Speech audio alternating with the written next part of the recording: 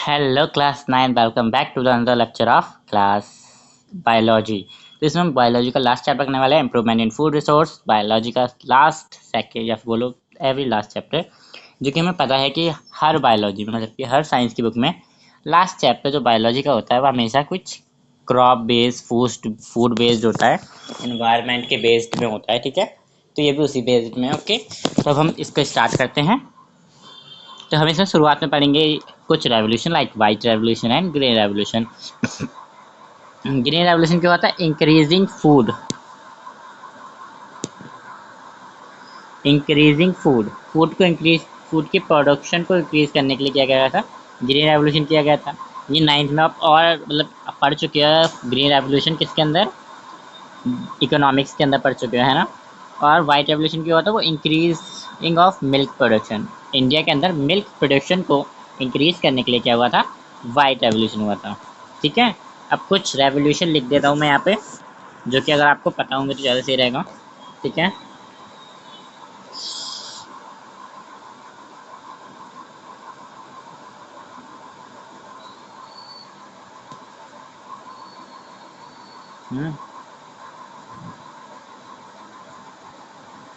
तो लिखते हैं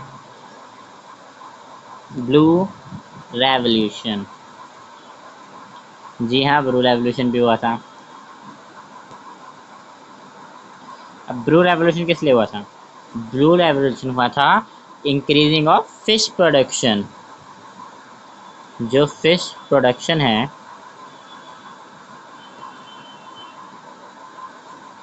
फिश प्रोडक्शन को इंक्रीज करने के लिए हुआ था। ठीक है, नेक्स्ट इज गोल्डन, या फिर बोलो पहले गोल्डन लिखवा देते हैं। ठीक है, पहले सिल्वर लिखेंगे। ठीक है, चलो सिल्वर रेवोल्यूशन।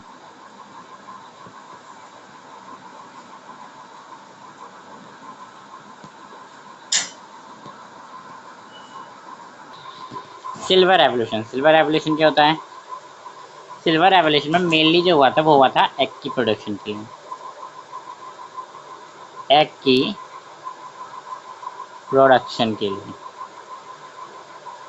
अब तो पता नहीं क्या क्या हो रहा है एग की प्रोडक्शन के लिए, आप सब जानते ही हैं कि मुर्गियों को आप मतलब कि कितना ज़्यादा पेन होता है एग की प्रोडक्शन करने में, फिर भी उनसे कितना एग प्रोडक्शन कराया जाता है, क्योंकि एग खाने वाले लोग बढ़ चुके हैं, क्योंकि इंडिया नंबर 1 की पॉपुलेशन पे आ चुका है। ठीक है, येलो रेवोल्यूशन भी समझ लेते हैं। आप कहोगे मैं तो नहीं समझ रहा यार, तो बिल्कुल भी नखरे नहीं समझेंगे। ठीक है, मोस्ट इंपॉर्टेंट चैप्टर है, इससे क्वेश्चन आ जाते हैं, बहुत ईजी चैप्टर है, डेफिनेटली बहुत ही ईजी चैप्टर, सच बता रहा हूँ मैं आपको। आपने ऐसे 2-3 चैप्टर पक्के कर लो, इससे ज़्यादा क्वेश्चन आ सकते हैं लाइक दिस टाइप ऑफ, है ना। ये किस लिए होता है? ये होता है ऑयल सीड्स के लिए। देखो अपने भैया की बात मानो और अच्छे से पढ़ाई कर लो। ऑयल ऑयल सीड्स की प्रोडक्शन के लिए हुआ था येलो। अब आते हैं गोल्डन पर। ठीक है,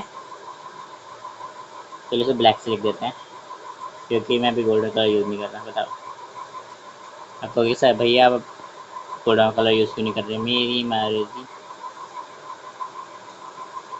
देखो ठीक है, अब आते हैं गोल्डन रेवोल्यूशन पर, जो कि कब हुआ? जो कि हुआ था फ्रूट्स के लिए, हनी के लिए,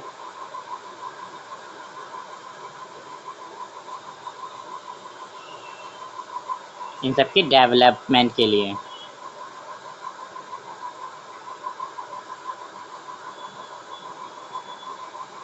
ठीक है, क्लियर है इतना? इसका स्क्रीनशॉट ले लो, ये आपको स्लाइड में नहीं मिलेगा।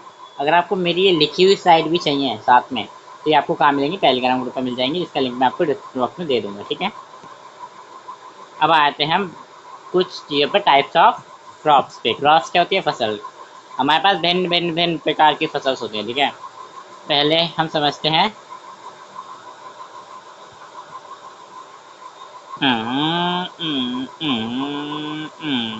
कौन सा कलर चूज करें जैसे के, पहले समझते हैं कैनराल्स के बारे में, वो सैनराल्स के बारे में। ठीक है, दे आर इंडिकेट क्रॉप्स, मतलब कि ये क्या होती है? ये उस टाइप की क्रॉप्स होती है लाइक जो कि होती है वीट, राइस, जैसी क्रॉप्स होती हैं, ठीक है। इनके एग्जाम्पल रख लो। ये क्या करते हैं, हमें प्रोवाइड करती हैं काई प्रोवाइड कार्बोहाइड्रेट्स, ओके। अब आते हैं सीड्स के ऊपर। Seeds is not a only seed on are of plant. Seeds में आ जाते हैं हमारे, मतलब कि ऑयल आ गया, नट्स आ गए, सब क्या सीड में आते हैं। हमें क्या प्रोवाइड करते हैं, हमें फैट्स प्रोवाइड करते हैं, ठीक है। Next is pulses. पल्सेस हमें क्या देते हैं, पल्सेस हो गए gram, pea, black gram, green gram, है ना, ये सब चीज़ देता है। ये प्रोवाइड करते हैं हमें प्रोटीन। तो ग्राम वो पल्सेस ज़्यादा खाना चाहिए, ठीक है। अब आते हैं वेजिटेबल स्पाइसेस के ऊपर। They provide has vitamin and minerals, ठीक है। वेजिटेबल्स हमें विटामिन एंड मिनरल प्रोवाइड करती हैं। एक और मानी जाती है, एक तरह की क्रॉप क्रॉप क्रॉप क्रॉप एक तरह की क्रॉप और मानी जाती है। इसको जरा कैसे हटाऊँ मैं से,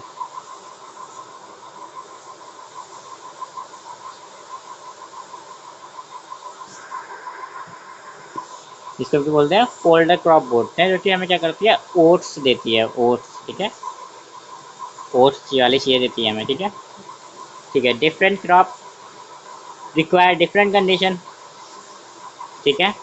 हमें तो पता लगे कितनी तरह के क्रॉप्स होते हैं, पर डिफरेंट क्रॉप्स को डिफरेंट वो चाहिए, क्या कहते हैं, कंडीशंस, ठीक है। लाइक किसी को क्लाइमेट अलग चाहिए, किसी को टेम्परेचर अलग चाहिए, किसी को मॉइस्चर अलग चाहिए, ओके,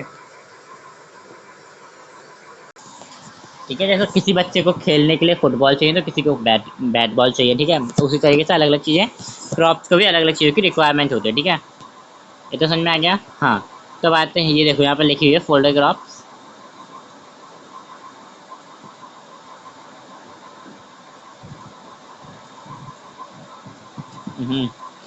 ये प्रोवाइड द ग्रे या एक ओट्स सोरग्राम्स, ये है, ये सब क्या है, फोल्डर वर्ड्स है, ठीक है, फोल्डर क्रॉप से, ठीक है। अब आते हैं क्रॉप सीजन्स पर, ठीक है। इस पर आते हैं क्रॉप सीजन्स पर। मेनली जो क्रॉप के सीजन होते हैं, हमने पढ़ा है कि हर किसी को डिफरेंट चीज़ों की रिक्वायरमेंट होती है। किसी को सनलाइट की होती है, किसी को किसी चीज़ की होती है, और किसी को किसी चीज़ की होती है, ठीक है। टेम्परेचर, मॉइस्चर, etc, ठीक है, डिफरेंट कंडीशन। तो हमारे पास जो मेनली सीजनल के हिसाब से जो क्रॉप्स होती हैं, वो ओनली दो तरह की क्रॉप्स होती हैं, जिनमें से इनका पार्ट 1 है खाफी season and Ravi season, okay okay okay, ठीक है। तो खाफी सीजन में जो होती हैं, खाफी सीजन में वो क्रॉप्स आती हैं जो रेनी सीजन में उगती है ना, आई थिंक मैं सही बोल रहा हूँ, ठीक है। ये क्या कहते हैं, this crop are grow in rainy season, ठीक है। ये ज़्यादातर जून टू अक्टूबर के मंथ में पाई जाती हैं, June to October. They also called summer season. Summer season कहते हैं हम इसको। एग्जाम्पल के लिए क्या ले सकते हैं हम, कुछ एग्जाम्पल ले लो, राइस, सोयाबीन, ब्लैक ग्राम, ठीक है। इन सबके आते हैं रावी क्रॉप से। These crop grow during November to April. ये क्रॉप से करती हैं, ये क्रॉप ग्रो होती है नवंबर टू अप्रैल, ठीक है। ये विंटर क्रॉप भी बोलते हैं हम इनको। ये समर क्रॉप आ गया तो एक जगह विंटर क्रॉप भी आएगा भैया,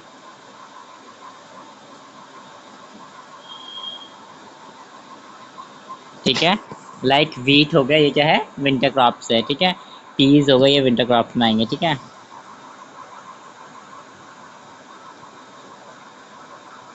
ग्राम से विंटर क्रॉप्स में आएंगे, ठीक है, ठीक है, ठीक है, ठीक है, ठीक है। या फिर रावी क्रॉप बोलो, रावी सीजन बोल लो। रावी एंड खाफी सीजन क्लियर है, ठीक है। खाफी सीजन है जो कि रेनी सीजन होता है एक तरह से, जो जून टू अक्टूबर चलता है। इसको हम समर सीजन भी बोलते हैं, जिसमें सोयाबीन, राइस जैसे चीज़ें उगती हैं। रावी सीजन जो नवंबर टू अप्रैल चलता है, विंटर क्रॉप्स होती है उनके अंदर, इनको विंटर क्रॉप्स बोलते हैं। और क्या करता है, जो कि वीट की प्रोडक्शन करता है। अब आते हैं ऑर्गेनिक फार्मिंग।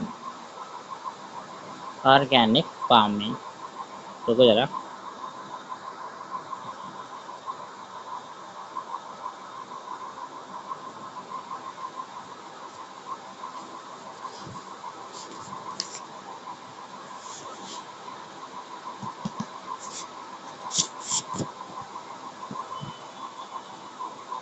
एक मिनट रुको। पहले हम पढ़ेंगे manuals and fertilizers, okay okay okay okay. Manuals और फर्टिलाइजर्स पढ़ेंगे। देखो, टू इंक्रीजिंग द ईस्ट, मतलब कि हम अपनी खेती को इंक्रीज करने के लिए मैनुअल्स और फर्टिलाइजर्स का यूज़ करते हैं, ठीक है। इतना ठीक है, आपको पता है मैनुअल्स और फर्टिलाइजर का यूज़ करते हैं। तो जो हमारे मैनुअल्स होते हैं, इन पर जूम करते हैं। Manuals, it is a source of organic material, ठीक है, और ये ऑर्गेनिक मटेरियल से मिलकर बने होते हैं। It supply small quantity of nutrition in soil, ये स्मॉल क्वांटिटी ऑफ न्यूट्रिशन देते हैं हमारे क्रॉप्स को, ठीक है। It prevent all the decomposer of animals and plant waste, ये प्लांट वेस्ट मिलकर एनिमल के डिकम्पोजर से प्लांट वेस्ट से मिलकर बने होते हैं, ठीक है। कुछ और पॉइंट लिखवाते हैं इसमें हम।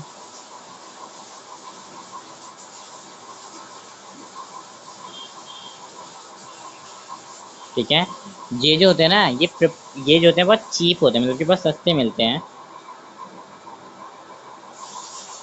दीज आर चीप, ठीक है, सस्ते मिलते हैं। और आगे पॉइंट लिखो, ये जो होते हैं प्रिपेयर कर जाते हैं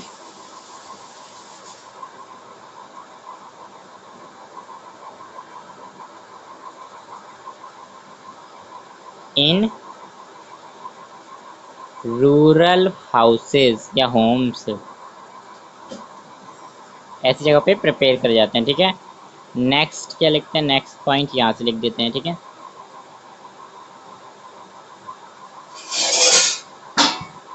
डिफिकल्ट टू स्टोर,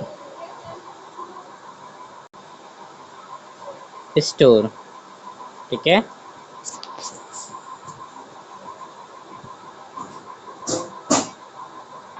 अब जो हमारे ये मैनुअल्स होते हैं, ये वेरियस फॉर्म के होते हैं, जिनमें से 3 फॉर्म्स हैं हमारे पास, ठीक है। फर्स्ट ए बी सी, ठीक है। First is composite, composite, composite, जो कि मेनली मतलब कि जो कि एनिमल्स के बेस्ट प्लांट से मिलके, मतलब कि वेस्ट चीज़ों से मिलके बने होते हैं मेनली। जो एनिमल एक्सक्रीट करते हैं, जो बाहर निकालते हैं, उनके वेस्ट से मिलके बने होते हैं, डिकम्पोजर्स, ठीक है। लाइक ये क्या हो गया, मतलब कि काउ डंक हो गया, है ना, फूड का वेस्ट हो गया, फिर जो हम छील के डाल देते हैं, वो इन सब चीज़ों से मिलके क्या होते हैं, ये बने होते हैं, ठीक है। अब आते हैं वेरी कंपोस्ट, ठीक है। वेरी कंपोस्ट, ये क्या होते हैं, ये कंपोस्ट भी प्रिपेयर किया जा रहा है बाय अर्थवर्म, मतलब कि अर्थवर्म से ही ये प्रिपेयर हो जाता है, मतलब कि अर्थवर्म के अंदर जो कीड़े वगैरह होते हैं, उन सब की मतलब कि उन सब की मदद से ये हो जाते हैं प्रिपेयर। लाइक फिजिकली अर्थवर्म हो गया, या फिर कुछ उसके अंदर है कीड़े वगैरह, उनसे ये जो होता है कभी प्रिपेयर हो जाते हैं, या फिर अर्थवर्म ही प्रिपेयर कर देते हैं, ठीक है। आते हैं ग्रीन मैनुअल्स। ग्रीन मैनुअल्स क्या होते हैं, ये फॉर्म होते हैं बाय प्लम्बिंग, मतलब कि लाइक हैम्प ग्रब, ये सब के होते हैं, इन सबसे प्रिपेयर होते हैं प्लांट के, ठीक है।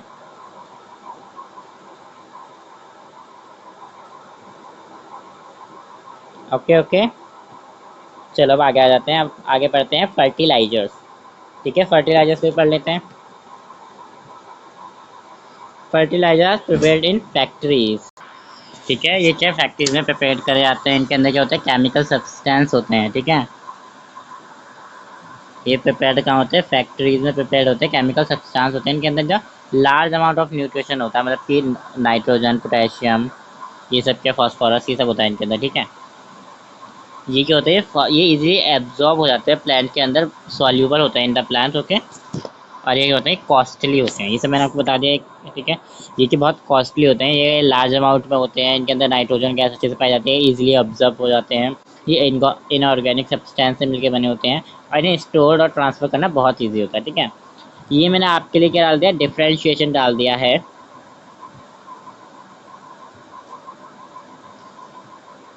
ये मैंने आप लोगों के लिए डिफ्रेंशिएशन डाल दिया है फर्टिलाइजर मैनुअल, ओके। अब आते हैं आगे, आगे हम पढ़ने वाले हैं इरीगेशन को, ठीक है। इरिगेशन को पढ़ेंगे, उससे पहले हम क्रॉप पैटर्न पढ़ लें।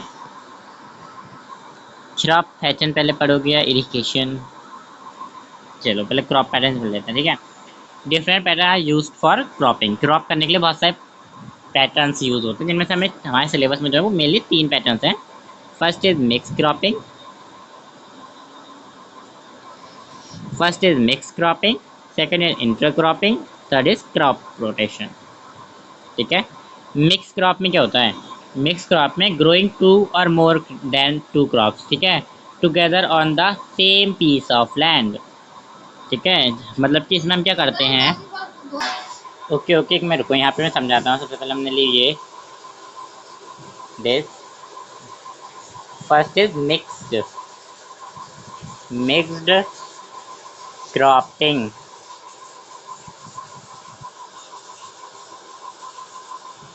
ठीक है, तो मिक्स क्रॉपिंग में क्या होता है कि हमने ये लिया एक पर्टिकुलर एरिया ले लिया हमने, ये लैंड एरिया ले लिया पर्टिकुलर। और हमने यहाँ पे क्या कहते हैं, डिफरेंट तरह की फसल उगा दी। ठीक है, ये क्या हो गया? ये जो है फसल उग रही है। ठीक है,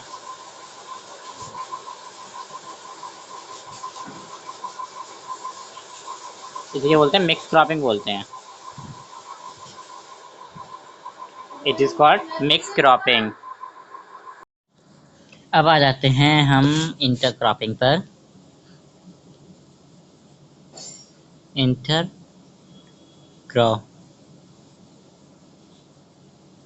क्रॉपिंग, इंटर क्रॉपिंग, ओके।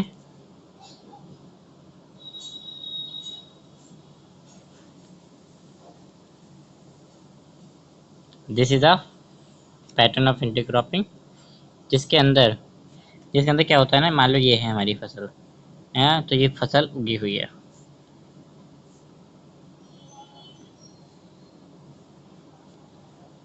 ठीक है, हमारी फसलें उग रही हैं। दीज आर क्रॉप्स, याद रखना। ठीक है,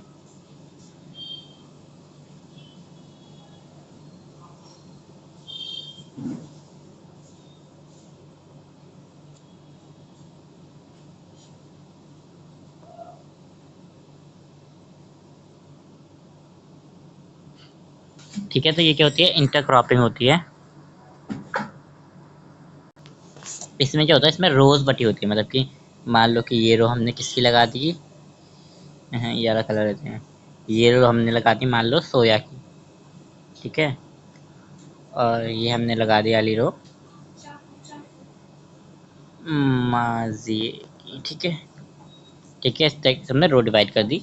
कुछ इस तरीके से उगाए जाते हैं जिससे कि न्यूट्रिशन खत्म ना हो। ठीक है, इसके न्यूट्रिशन भी सॉइल में जाएंगे, उसके न्यूट्रिशन भी, दोनों के अलग अलग न्यूट्रिशन होंगे, तो सॉइल न्यूट्रिशन भरी हो जाएगी। अब नेक्स्ट आ जाते हैं हम क्रॉप रोटेशन के ऊपर। क्रॉप रोटेशन, क्रॉप रोटेशन क्या होता है? मान लो कि दीज, अभी रुको जरा, दीज हमने लिया एक पर्टिकुलर क्रॉप है, हमने यहाँ पे उगाई एक क्रॉप, है ना, सेम फील्ड पर एक क्रॉप उगाई। मान लो कि हमने उगा ली कोई सी भी एक क्रॉप उगा ली। Drum drum drum drum drum drum drum drum drum drum drum drum drum drum drum drum. ठीक है, हमने पूरी क्रॉप उगा ली अच्छे से। ठीक है, drum drum drum drum drum drum drum drum. ठीक है, बट बस ये क्रॉप उग गई 1 महीने के अंदर उग गई, मतलब 1 महीने के अंदर तो नहीं उग सकती, मतलब 6 महीनों के अंदर उग गई। ठीक है, तो बाद में हम इस क्रॉप को निकाल लेंगे। ठीक है, और मान लो इस क्रॉप ने सॉइल के अंदर से क्या ले लिया? सॉइल के अंदर से कार्बोहाइड्रेट ले लिया या कार्बन डाइऑक्साइड ले लिया। ठीक है, तो अब हम एक, मान लो कार्बोहाइड्रेट ले लिया। ठीक है, तो अब हम ये वाली क्रॉप लगा देंगे जिसके अंदर क्या होगा? सबसे ज़्यादा कार्बोहाइड्रेट होगा, तो सॉइल के न्यूट्रिशन वापस आ जाएंगे उसके अंदर। तो इसे क्या बोलेंगे? हम इसे बोलेंगे क्रॉप रोटेशन। ओके, इसके बहुत सारे यूजेस होते हैं, मतलब कि सॉइल फर्टाइल रहती है, कंट्रोल वीट से रहता है, हमारी क्रॉप्स भी ज़्यादा उगती हैं। ठीक है, ओके, अब आगे बढ़ते हैं। क्रॉप प्रोटेक्शन मूवमेंट, ये खबर आ गया।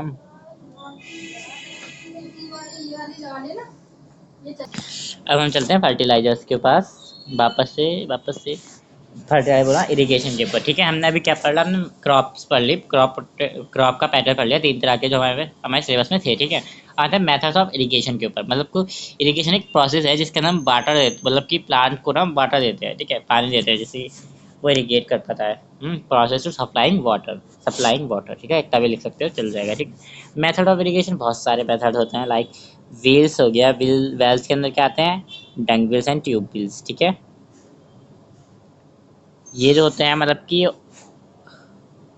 ये बाय पंप यूज़ किए जाते हैं। ठीक है, ये बाय मोटर पंप यूज़ करे जाते हैं, लिफ्टिंग ऑफ वाटर करते हैं ये। ठीक है, हैं पर वेल्स होते क्या हैं, कुएं वाले पानी जैसे होते हैं। ठीक है, और कैनाल्स आ जाती हैं। कैनाल्स मतलब कि लॉन्ग रिवर से छोटी छोटी, एक रिवर जा रही है उसके आसपास से थोड़ी छोटी हमने पानी ले लिया, कैनाल्स बना ली, जैसे कि उसका पानी हमारे क्रॉप्स के पास भी आ रहा है। मैंने टैंक्स रख लिए बहुत सारे। हमने रेन का पानी हार्वेस्ट कर लिया, है ना। ये सब क्या होता है, ये सब इरिगेशन के मेथड्स होते हैं। ठीक है, इरिगेशन ज़्यादा अच्छी भी नहीं है, इरिगेशन ज़्यादा बुरी भी नहीं है। ठीक है, मेथड ऑफ इरिगेशन तो अपने पढ़ लिया। ठीक है, अब आगे बढ़े। ओके ओके, आगे बढ़ते हैं। आगे हमें पढ़ना है अब high yields improvement.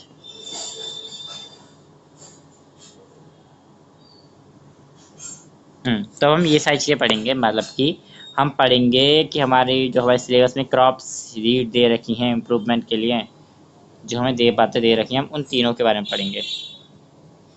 Crop varieties movement, crop production movement, crop protection movement, protection and variety. ठीक है, सबसे पहले वेरिएट से स्टार्ट करेंगे हम।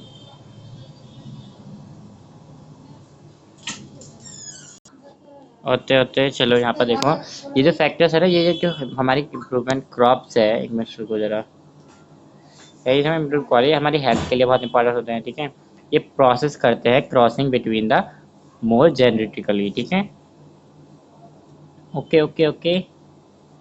अब हम मतलब इसके फैक्टर्स ये लिखे हुए हैं, फैक्टर्स, हाँ इम्प्रूवमेंट क्वालिटी, हाई हीट्स। ठीक है, इनको जरा हैं, एक तो क्वालिटी ऑफ क्रॉप इम्प्रूव रहती है इनसे हैं।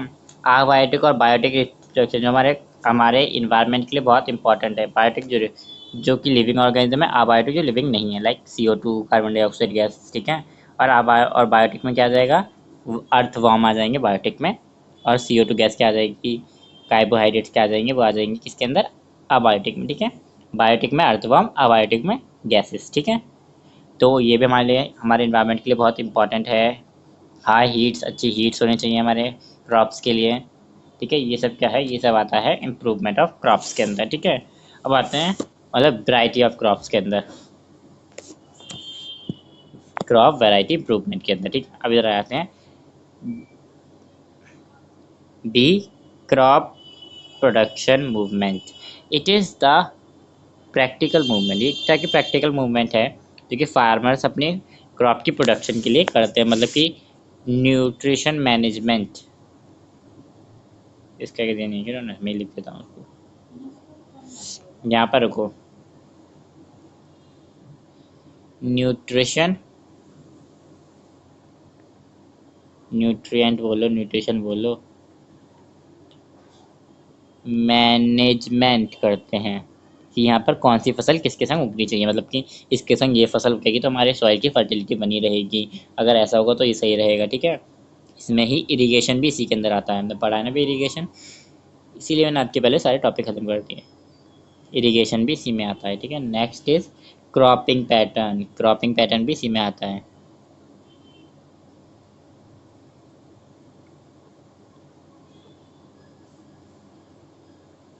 क्रॉपिंग पैटर्न्स आ गया, एंड इसके अंदर आता है मैनुअल्स एंड फर्टिलाइजर्स,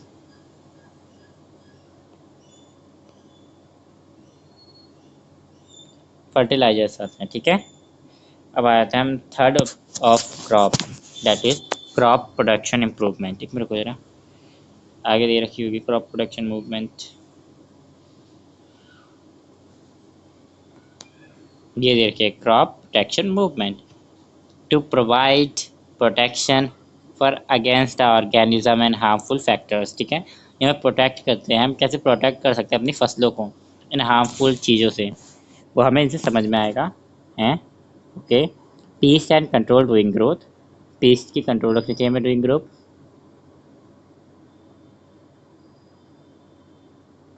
ठीक है। अब आते हैं वीट, है ना। तो स्टोरेज ऑफ गेन्स, हम गेन की स्टोरेज कर सकते हैं। ये मेनली क्या होती हैं, कंट्रोल कर सकते हैं हम प्रॉब्लम को कैसे, जिससे कि क्या करें कि हम अच्छे से, अगर हम उसको क्या करते हैं स्टोर करके रखेंगे, अपने गेंस को स्टोर करके रखेंगे तो हमें कीड़े लगेंगे ही नहीं, ठीक है। पानी वाली जगह लगेंगे तो कीड़े तो लगने ही है ना, पानी वाली जगह रखेंगे तो, ठीक है। अब आते हैं pest control during growth, pest control करते रहना चाहिए हमें डूइंग ग्रोथ। वीड्स और इंसेक्ट के लिए, वीड्स क्या होते हैं, वीड्स होते हैं अनवांटेड प्लांट्स, लिखा हुआ है ना, weeds is unwanted plants, insect is a harmful, वो क्या कहते हैं, ये क्या लिखा है ना, insect they are cut the root and stem of the leaf, ये क्या करते हैं, ये कट कर देते हैं रूट और स्टेम ऑफ द लीफ को। यहाँ पर लिख देता हूँ मैं,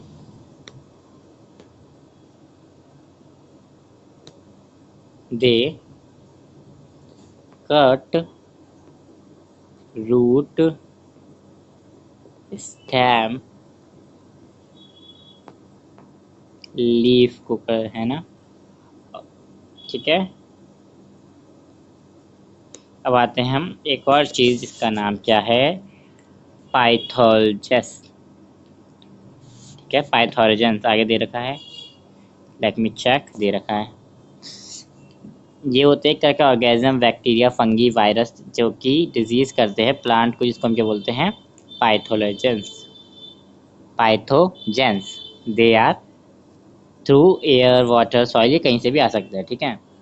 अब हमें स्टोरेज ऑफ ग्रेन्स समझना है, ठीक है। स्टोरेज ऑफ ग्रेन्स, ग्रेन्स की स्टोरेज करना है, क्यों इम्पोर्टेंट है, क्योंकि देखो ग्रेन्स अगर स्टोर रहेगा तो हम उसको पूरे साल अच्छे से सेफली खा सकते हैं। एक तो ये है, अगर हम डिस्ट्रॉय ना होने दो उसे, डिस्ट्रॉय ना होने दो तो उसे, ठीक है। तो अब इसके अंदर दो टाइप्स आते हैं, biotic factors and abiotic factors. Biotic factor मैंने आपको बता दिए हैं, living organism like insect and birds, जो कि हमारे स्टोरेज गेज को हार्म करते हैं, ठीक है। अबायोटिक मतलब कि ड्यूरिंग मॉइस्चर, टेम्परेचर भी हमारी फसल ख़राब हो जाती है, ठीक है। इस वजह से हमें अच्छे से स्टोरेज और गेन करनी चाहिए, वरना ये दो फैक्टर्स क्या करते हैं, हमारी फसल्स को ख़राब कर देते हैं, ठीक है। Next is organic farming, what is next, next is organic farming. Organic farming not use chemical and not use only use manual fertilisers को यूज नहीं करते हैं ऑर्गेनिक फार्मिंग में,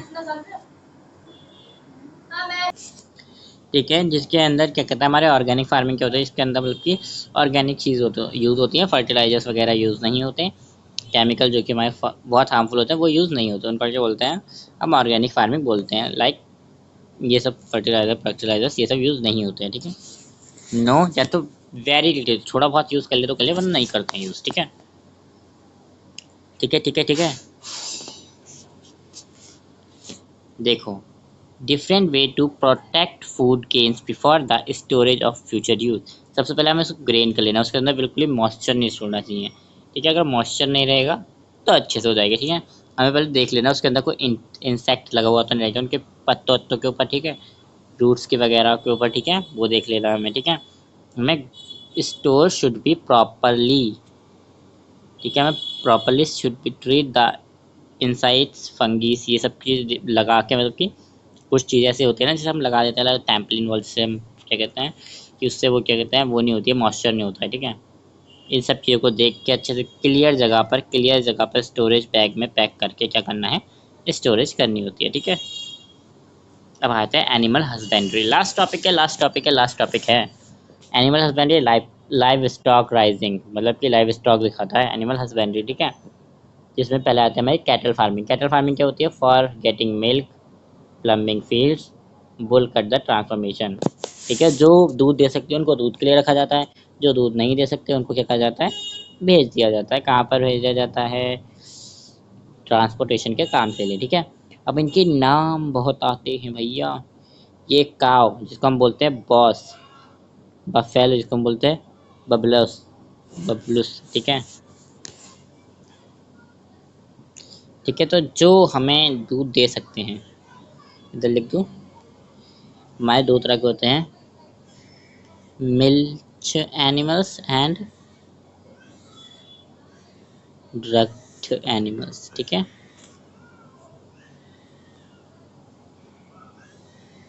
तो देखो, जो हमें दूध दे सकते हैं, लाइक मिल्क प्रोवाइड, वो प्रोड्यूस, जो मिल्क प्रोड्यूस करते थे वो वाले एनिमल आते हैं, और जो डू नॉट प्रोड्यूस मिल्क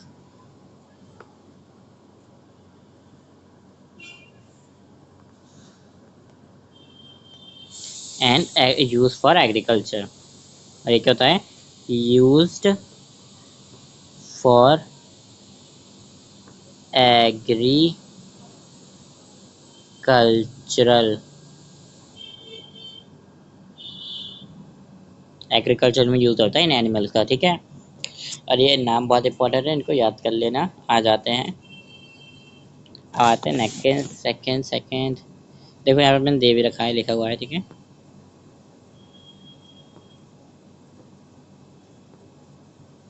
ये क्या होता है, ये एक पीरियड होता है मिल्क प्रोडक्शन का between the birth of young one, ठीक है। जब वो प्रेग्नेंट होती है तब का पीरियड को हम क्या बोलते हैं, लैक्टेशन पीरियड, ओके। अब आता है केयर ऑफ कैटल। कैटल की केयर कैसे करनी चाहिए, क्लीन रखना चाहिए, हमें उनकी जगहों को क्लीन रखना चाहिए, उनको हीट और बारिश से बचाना चाहिए, उनकी हीट पर ब्रश मारते रहना चाहिए, देखना चाहिए कि भाई वाटर लॉगिंग तो नहीं हो रही है ज़्यादा, उनके हीट पे कोई कीड़े वीड़े तो नहीं रह गए हैं, ये सब देखना चाहिए, ठीक है। फूड उनको अच्छे से मेनली खाना देना चाहिए, अच्छे फाइबर्स देने चाहिए, प्रोटीन्स देने चाहिए, और खाने में विटामिन की कोई कमी नहीं होनी चाहिए, ठीक है, ताकि वो मिल्क प्रोडक्शन अच्छे से कर लें। तो खाली डिसीज़ होते हैं जिससे क्या होता है, जो कि कॉजेज बन जाती है मिल्क प्रोडक्शन में डेथ के, ठीक है। ठीक है, मान लो बहुत सारी कॉजेज होती हैं, है ना।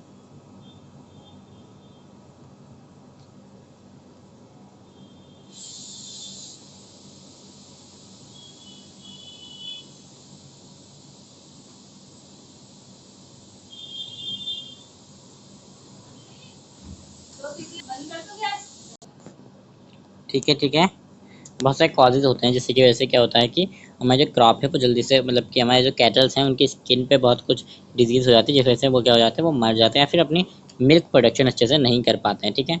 आते हैं पोल्ट्री फार्मिंग, जिसके अंदर क्या कहते हैं, हम हैंस को लेते हैं, ठीक है। हम इनको क्या कहते हैं, मोनली बॉयलर्स बोलते हैं, ठीक है। हैं, ये यूज़ होते हैं 6 to 8 वीट अवर वर्थ, ठीक है। ये हमारी egg, birds grow often egg is called the layers, okay. उनको लेयर्स कहा जाता है। हमें इनसे क्या चाहिए होता है, हमें इनसे एग चाहिए होता है, तो वैसे हम इनकी देखभाल करते हैं, वरना इनकी भी देखभाल नहीं करते हैं ना। ये लो मेंटेनेंस होते हैं, more better qualities of chicks होते हैं, मतलब कि मान लो ऐसा होता है कि इनके संग कि इनको खरीदा, मुर्गी ने अंडे देने बंद कर दिए तो इनको बेच दे कसाई के पास, कसाई ने काट के इनका गोश्त दे देता है सबको, ठीक है। इस तरीके से क्या होता है, हमारा पोल्ट्री प्रोडक्शन होता है, ठीक है। अब आते हैं फिश प्रोडक्शन के ऊपर। फिश प्रोडक्शन में बहुत सारी अलग अलग तरह की फ़िश होती हैं, कुछ एक कांटे वाली, कुछ 1000 कांटे वाली, ऐसे बोला जाता है, ठीक है।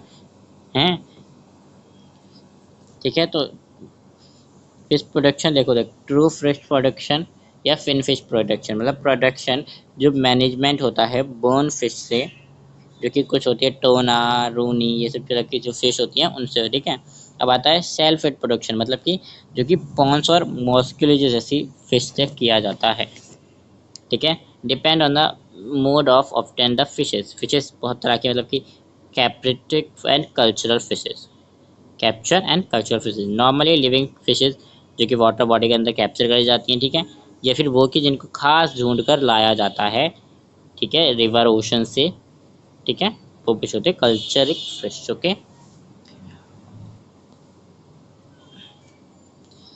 कैटल, रोहू, मार्ग्रिया, ये सब कॉमन नेम होते हैं फिशेस के, हैं, जो कि कुछ ऊपर रहती हैं, कुछ नीचे रहती हैं, ठीक है।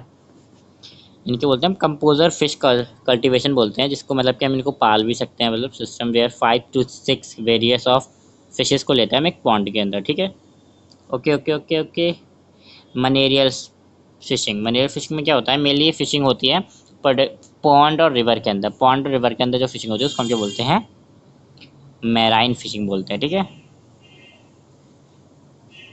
ये छोटा सा टॉपिक पढ़ लेते हैं, एग्रीकल्चर बी कीपिंग। देखो इसमें क्या होता है ना, हम मधुमक्खियों का हनी का छत्ता ले लेते हैं, ठीक है। हनी का छत्ता ऐसे ले लेते हैं, उसमें आग लगाते हैं, आग लगने की वजह से मतलब दूर से ही आग दिखाते हैं, जिसकी वजह से सारी मधुमक्खियां बाहर आ जाती हैं और हम क्या करते हैं, उनका छत्ता तोड़ लेते हैं। तो ऐसा नहीं होता कि मधुमक्खियां मतलब कुछ नहीं होता, पर इतना छत्ता रह जाता है उनके उस पर कि वो अपना नेक्स्ट छत्ता बनाने से पहले वो सारा छत्ता खा के अपना पेट भर सकती हैं, ठीक है। ओके ओके ओके, ठीक है। हनी देखो इसलिए महंगा आता है क्योंकि उसमें वीज है भाई, वो जो काट लिया ना एक बार तो मुंह सूज जाता है, ठीक है। Thank you for watching by Rehan. आपको मेरे ये नोट्स डिस्क्रिप्शन बॉक्स में मिल जाएंगे, और लिखे हुए नोट्स जो ऐसे मतलब किसी पे लिखे हैं मैंने, वो नोट्स आपको सिर्फ टेलीग्राम पे मिलेंगे, ओके। आप टेलीग्राम डाउनलोड कर लेना। अगर आपको लेक्चर पसंद आया तो like share and subscribe. Till then take care, bye bye.